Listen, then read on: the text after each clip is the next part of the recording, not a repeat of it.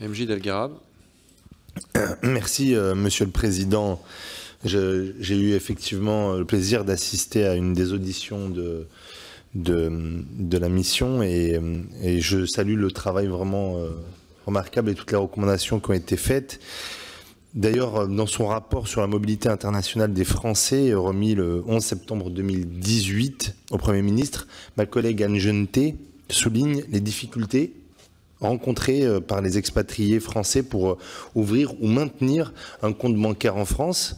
On parle de 3,6 millions de personnes en France. Moi, je rajouterai à cela 3,5 millions de Français qui résident à l'étranger. On en a parlé, monsieur le rapporteur. Alors même que l'ouverture et le maintien d'un compte en banque en France est un droit, nombreux sont nos compatriotes à l'étranger qui nous font part du non-respect de cette règle par des établissements bancaires français. S'ajoute à cela une inégalité de traitement selon les pays de résidence. Or, détenir un compte bancaire en France constitue un droit essentiel, notamment pour les personnes qui conservent des liens économiques forts avec la France et ils en ont besoin pour recevoir une partie ou la totalité de leurs revenus. Citons par exemple le cas des retraités français qui perçoivent une pension de source française ou celui des propriétaires de biens immobiliers qui reçoivent des revenus locatifs et doivent s'acquitter de certains frais et charges en France. Aussi, je souhaitais savoir de quelle façon contraindre ces établissements bancaires français à respecter leurs obligations pour permettre à ces 3,5 millions de Français installés à l'étranger d'ouvrir et de conserver un compte bancaire en France.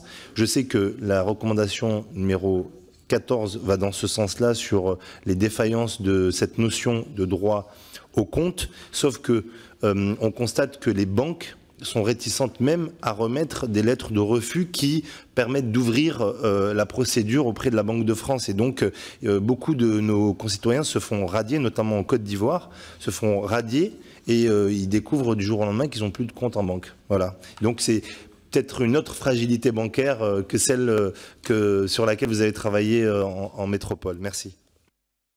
Monsieur, vous avez parlé de l'expatriation et de la question du droit au compte.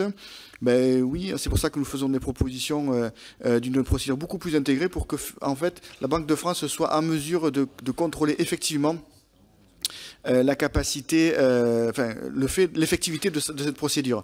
Aujourd'hui, très difficile pour certains d'obtenir notamment le récépissé comme quoi le refus d'ouvrir un compte et en retour on ne sait pas du tout non plus si effectivement le compte a été ouvert par la suite. Donc il y a lieu là effectivement à faire une procédure beaucoup plus intégrée. Et je vous réponds en même temps, monsieur, pour est-ce que le défaut d'ouverture de compte, effectivement, la solution française a été de déplacer le problème. Parfois, les relations étaient tellement mauvaises, je pense que c'est une des raisons, étaient tellement mauvaises entre un client et une banque, finalement, ce n'était pas forcément totalement idiot de déplacer le problème et de faire repartir une relation différente et nouvelle auprès d'une autre banque. C'était peut-être une des raisons du droit au compte. Voilà. En tout cas, le droit au compte, c'est une autre manière de traiter le sujet. Le droit au compte existe, donc essayons de le mettre en œuvre et de le faire en sorte qu'il soit le plus